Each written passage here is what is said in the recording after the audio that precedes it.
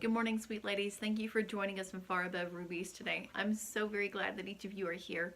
Today we are continuing our dive into the parables of Jesus. We're looking at his teachings, the words that came out of his mouth, so that we can learn how to better have relationship with him. We can better learn what being a Christian looks like, what this walk with God looks like through his eyes and his expectations.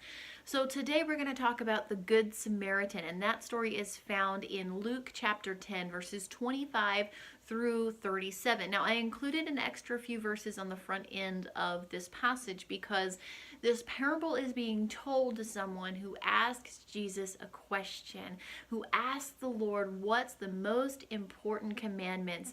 And Jesus answered that the first commandment was to love the Lord our God with everything that we are. And the second commandment, the second greatest commandment, was to love our neighbor as we love ourselves.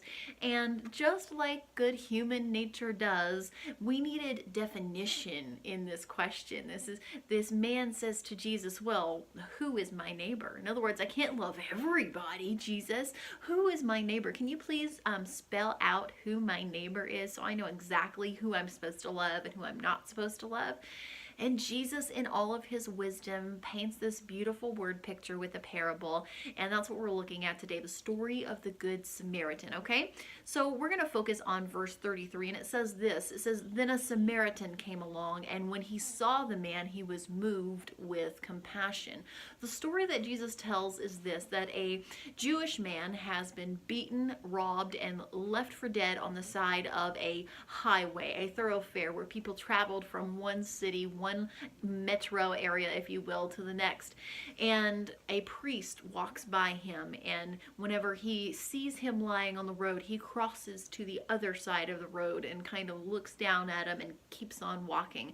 And then someone who serves in the temple comes along and sees the man laying on the side of the road and crosses to the other side of the road and keeps on walking. But then a Samaritan comes by, and we're going to look at what that means. A Samaritan comes by, and he sees the man, and he crosses to the man's side of the road, and he tends to him, and he tends to his wounds. He puts him on his donkey, and he takes him to an inn to be cared for. He pays a bill up front and says, if this man's bill for recovery cost any more than what I'm giving you, when I come back, I'll take care of the rest of it, okay? And this was an incredibly selfless act. This was love in action. This was compassion with hands and feet, okay? Now, the reason that this is important, the reason that this person being a Samaritan is important, is that Samaritans and Jews were at odds with one another. If you're not familiar with the history, Samaritans and Jews worshipped differently. Samaritans had a mixture of worship in their culture. They worshipped some pagan gods, and they worshipped according to the books of law in some places, in some instances. They were not liked by the Jewish people. They were taunting one another and looked down their noses at one another, and there was much conflict. And so the fact that the Jewish priest walks by the man laying on the side of the road, and the person who worked in the temple walked by him on the side of the road, and yet a Samaritan who was very different than he was, who was at odds culturally with him, stops and helps him and tends to him and loves him. You see, love is not fuzzy, warm feelings. Love is not infatuation. Love is something that we do because we are obligated to do so. Love is an action. Love is tending to someone. Love is Jesus lived out loud. Love is Jesus lived out loud. So Jesus paints this picture to this man who asked the question, who is my neighbor? He paints a picture of loving a neighbor that is nothing like us, that is very different from us, and going out of our way to give of our time, our effort, our resources, regardless of those differences, okay? Jesus shows that people who appear to be godly, people who can get the first greatest commandment right, can miss the second greatest commandment. We can miss it by a mile. We can miss it altogether. We can have the first greatest commandment of loving God with all that we are down pat and still miss loving our neighbor, because oftentimes we who love God with all of our hearts can get wound up in this misconception that we only should love those who look like us and act like us and think like us. And you've heard me say that recently in this group, and it's because I feel very strongly about this, and I believe that Jesus feels very strongly about this as well, that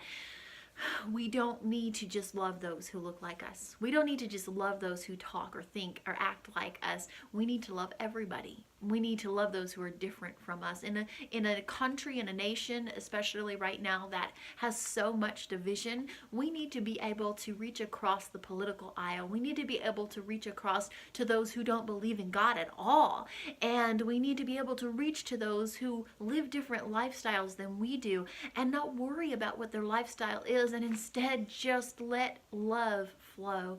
There should not be anyone outdoing the people of God when it comes to loving others. There shouldn't be anyone that outdoes the people of God when it comes to sacrificially giving so that we may love on others. Matthew chapter 10 verse 8 says, "Freely you have received, so freely give."